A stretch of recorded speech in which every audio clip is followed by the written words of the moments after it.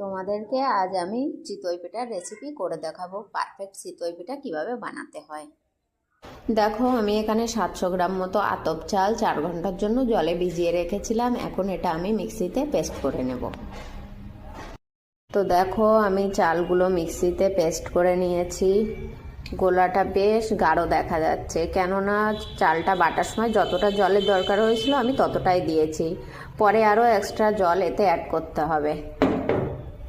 দেখো, এদিকে আমি পিঠার ছাঁচটা গ্যাসের উপর গরম করার জন্য দিয়ে দিয়েছি। নিচে যে গোল রিংটা দেখতে পাচ্ছ, ওটা একটা হিটারের রিং। তো আমি ওটাকে স্ট্যান্ড হিসাবে ব্যবহার করছি। আমি গরম জল করার জন্য একটা পাতিল বসিয়ে দিয়েছি। তো চলো, এবার আমি পিঠার ব্যাটারের ভিতর একে একে লবণ, তারপর কুড়িয়ে রাখা নারকেল, দেখো আমি কুড়িয়ে রাখা নারকেলটাও দিয়ে দিয়েছি। এবার আমি গরম জলটা অ্যাড করব। দেখো, গরম করে রাখা জলটা দেওয়ার পর ব্যাটারটা ঠিক এরম হয়েছে। এর ঘনত্ব এর থেকে বেশি হলে হবে না।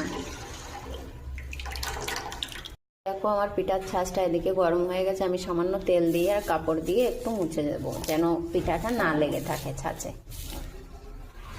তোর গোলাটা দেবো।